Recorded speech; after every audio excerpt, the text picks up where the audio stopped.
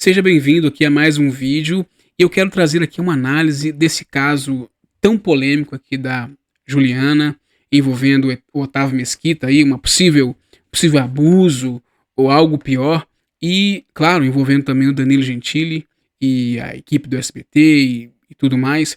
Eu quero trazer detalhes aqui que não foram comentados ainda.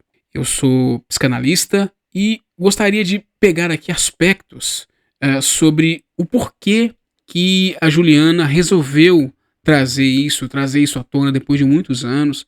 Será que ela realmente está mentindo? Será que ela está distorcendo os fatos para poder levar vantagem em cima disso? Todo mundo está colocando como se ela estivesse aproveitando desse momento, né, desse caso, para ganhar mídia, para ganhar destaque. Mas será que realmente é isso? Será que pode ter alguns elementos que possam explicar isso que está acontecendo? Então, se eu fosse você, não saia desse vídeo, que eu vou trazer essa análise aqui para você, trazendo detalhes que não foram falados ainda, tá legal? Fica aqui então nesse vídeo. Então eu quero reagir aqui a um vídeo e tentar aqui montar uma linha do tempo dos acontecimentos. Todo mundo já está comentando, não é novidade para ninguém.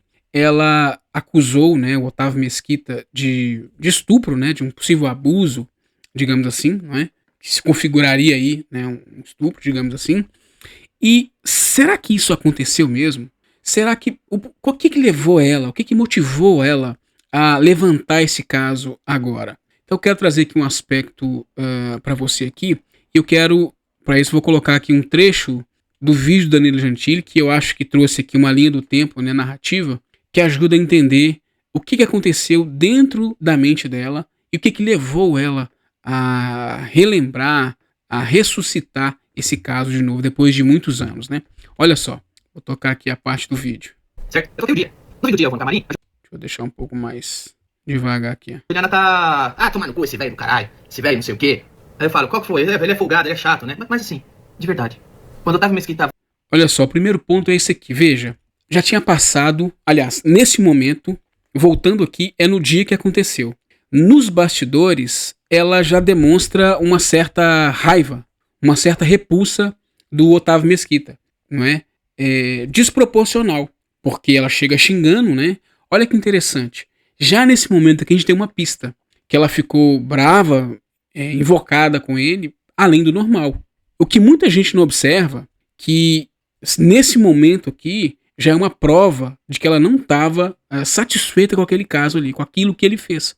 Que foi, ou seja, foi desproporcional ao que havia sido combinado. Então vou deixar tocando aqui pra você entender, olha só. Vai na Praça é Nossa, você vai no camarim da Praça é Nossa, tá os caras, puta, esse cara é mala. Ele vai no programa, a hora que você vai pro programa, você fala, puta, esse velho é chato. Ele sempre faz alguma merda inconveniente.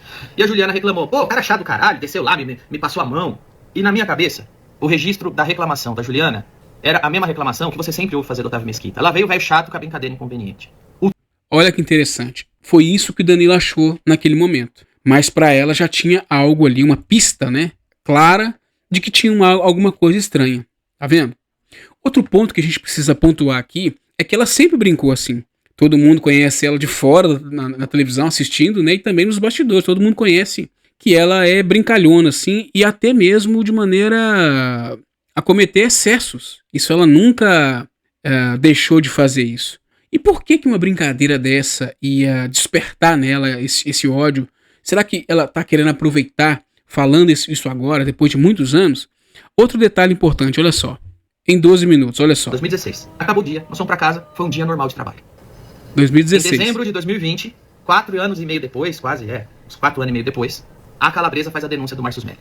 Era pandemia, a gente estava prestes a voltar a gravar, era dezembro de 2020, ou seja, 4 anos e meio depois desse dia, eu não tinha entendido que era uma denúncia de estupro, mas 4 anos e meio depois, durante a pandemia, acho que foi um fim de semana, estoura na mídia que a Calabresa denunciou o Márcio Smelly.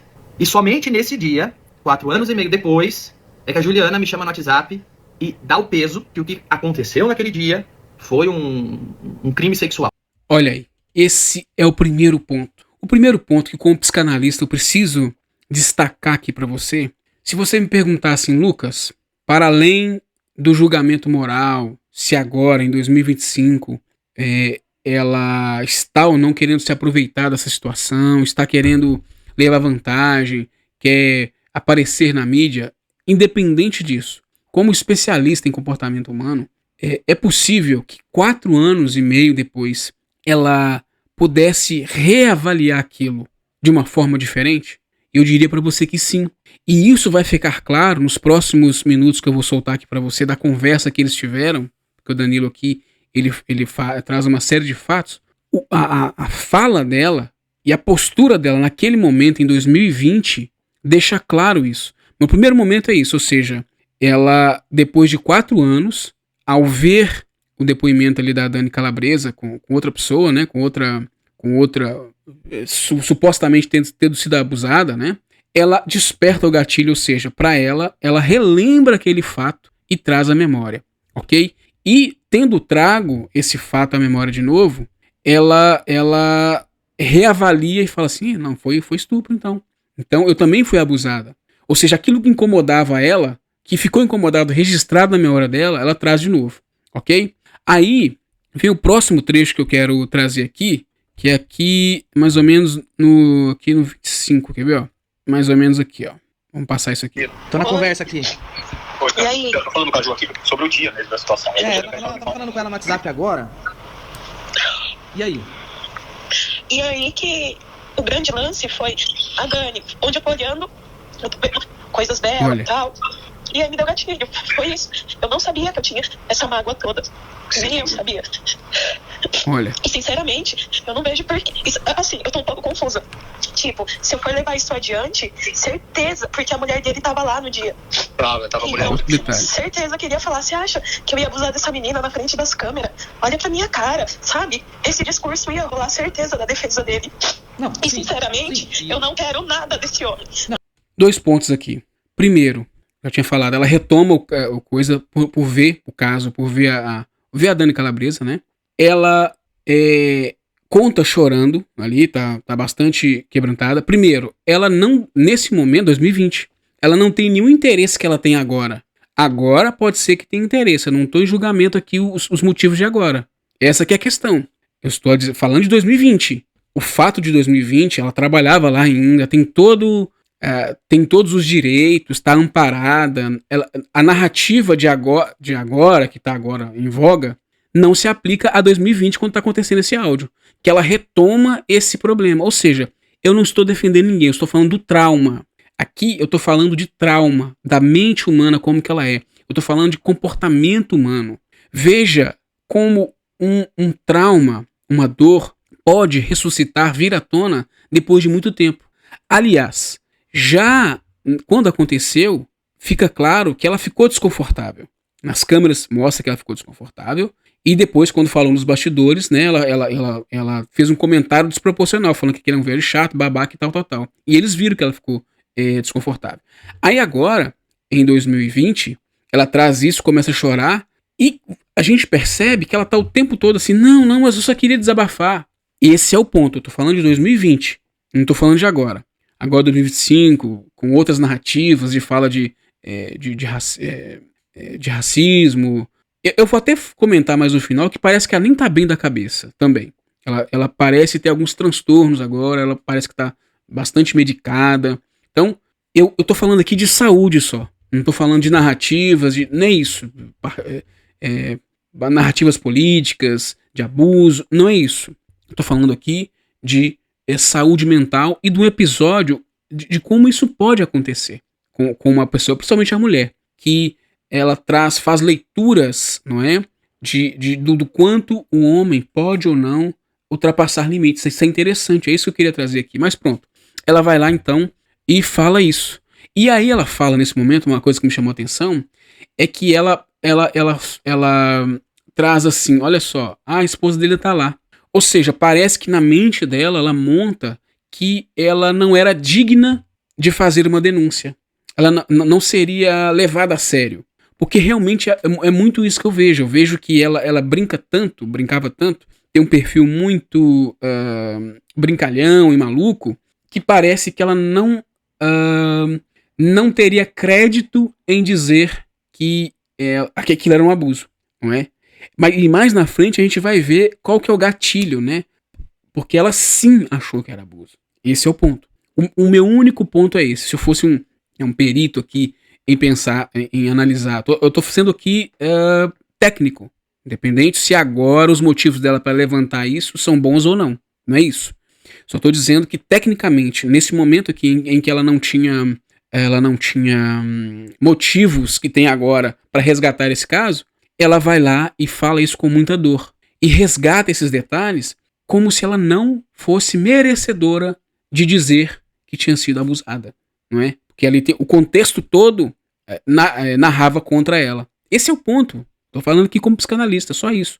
Só sobre esse caso. E aí, tem um outro detalhe aqui, mais pra frente, no ponto dela, que é o principal aqui, que é mais ou menos aqui, ó. Aqui, ó. E rolou um ensaio antes. E nesse ensaio foi muito tranquilo. Aí chegou na hora, ele passou a mão em mim e depois voltou a me chamar pra falar que o meu peitinho era duro. Isso foi muito humilhante. E eu não sabia que eu tinha mágoa até eu ver todo mundo apoiando a Dani. Eu não sei que ligação foi essa, só que me deu um puta gatilho. Meu ponto é esse aqui. O meu ponto principal é esse. Em 2020, olha como eu acabei de falar agora, que pela fala dela, ela parece, antes, ela parece desacreditar que alguém acreditaria, entende? Nela, se ela falasse que foi abusada. E agora, fica claro o porquê que ela acha que é um abuso. Pra ela, na concepção dela. Por quê? Porque apesar de tudo, das brincadeiras, e ela faz muita loucura, ela faz muita maluquice, e você me pergunta assim, então, Lucas, mas ela faz muita coisa. Mas veja, por mais que mulheres, principalmente a mulher, tenha esse tipo de perfil de brincar, de ser muito assim pra frente, existe um limite dela moral. Elas têm um limite moral, não é? Já viu aquelas amigas assim mais doidonas e pá, e aí o cara vai lá e confunde e avança? Ou seja, é como se, por mais que pareça estranho, somente pro homem, né? Por mais que pareça estranho, ela tem um limite moral. Tá ali, em algum lugar ali, alguma coisa que for fazer, vai pegar nela o limite moral. E esse foi o limite. De alguma forma, a fala dele, o que ele fez, a forma que ele fez, acionou nela e falou assim, opa, aqui ele passou. Aqui foi demais. Principalmente na parte dela falar, de pegar no peito e falar que o peito dela é duro. Ou seja, é como se ele deixasse claro o que ele quis fazer. E olha, aí abre um parênteses aqui. Se isso pra ela chama um outro gatilho da infância, se a figura do Otávio Mesquita pra ela aciona um gatilho de uma pessoa mais velha, da fala que ele falou, a forma que ele fez, se aciona, possivelmente é isso que aconteceu. Mas também, pode ser isso, pode ser, aí ela tem que ser analisada, e tem que ir pra uma terapia pra analisar isso. Mas o ponto é que esse é o gatilho. O gatilho é tipo assim, o peitinho dela é duro. Ou seja, tipo assim, caramba, o que esse cara tá falando? Ou seja, ela se sentiu constrangida e aquilo ali, na hora que ele fala na câmera, nos bastidores, né? Ela se sente ofendida. E ela lembra disso chorando. E o meu ponto aqui é, relembrando, 2020, não é agora 2025, em que ela pode ser que agora tem outros interesses, tá, sei lá, sem trabalhar, o que é, precisa de mídia. Agora pode ser, mas na hora não. Eu tô falando desse caso na hora, lá em 2020. Ela demonstra aqui que estava mal, que pra ela sim é um abuso, pra ela sim é algo ruim. Aí tem mais um trecho que eu queria mostrar aqui, que é esse aqui, quer ver, ó? É esse aqui. Quero nada desse homem. Eu não quero dinheiro. Eu não quero que isso venha a público por mais que foi. Eu não quero nada. Eu só fiquei magoada. É só isso. Então, Juju, então é o seguinte, é óbvio. Olha só, 2020, conversando ali entre amigos. Ela disse que não quer nada, não quer dinheiro. Primeiro ponto. Outro ponto, que é muito importante entender, ó. É aqui, ó. Ela disse que não quer dinheiro, não quer nada. Ela vai deixando isso claro várias vezes. Uma conversa entre amigos. Imagens, vamos mandar para uma perícia. É isso que a gente tá falando, Ju, assim... Tem a imagem ou foi cortada? Ele falando do meu peitinho duro. Não, eu acabei de assistir, Ju. Quando a Nina falou que você tava assim, eu fui assistir de novo pra ver a cena. Ele fala assim, sem querer eu peguei no peito da Juliana, acho que até fala assim, desculpa, sem querer eu peguei no seu peito, mas uma coisa eu tenho pra falar, entendeu? O seu peitinho pelo menos é duro. Ele fala isso sim, e não foi cortado, tá? Não foi sem querer. Ju. Isso, outro ponto. 2020, tem nada a ver com agora. Entre amigos, ela conta. Não foi sem querer. Olha a dor saindo pra fora. Eu até acho que na minha análise, que essa análise do Danilo Gentili que trouxe à tona isso, mas ajudou, pelo menos da minha parte analítica, terapêutica ajudou a provar que ela realmente está sofrendo um trauma, não é? Aliás, sofreu um trauma na época. Agora eu não sei, volto a dizer, agora se é interesse ou não, se está usando isso como interesse ou não. Na altura, na época, era trauma, era um problema. E isso aqui fica claro, ela está com dor, entre amigos, falando sobre isso. Outro ponto aqui interessante, aqui ó. Ele me pediu desculpa em público. Não, mas calma, Juliana, calma. Alguma coisa você quer, justiça. A gente vai atrás de justiça. Ué, se ele fez isso e a gente entra na justiça... Olha os interesses dela. E se ele te pedir desculpa, é pouco, entendeu? É pouco pelo que ele fez. Mas eu não quero mexer com esse cara, entendeu? Foi só um desabafo e foi muito bom. Olha só, olha o meu ponto aqui, são os interesses dela. Ah, ela tá querendo o quê? Quer dinheiro, quer mídia, quer aparecer? Isso é conversa de bastidor, uma ligação de bastidor. Ela não tinha interesse em nada. E olha como ela fica satisfeita em desabafar. Presta atenção, olha do tempo. Ela ouve a Dani Calabresa, aquilo aciona um gatilho, ela liga, fica incomodada, troca um WhatsApp com o Danilo Gentili e isso escala um pouco o Danilo Gentili. Ah, como assim? Nossa, você sentiu assim? Você sentiu... Não, peraí, vamos mexer, tal. Conversam os três ali, o produtor, né? Estão conversando, e ela fala assim, não quero nada.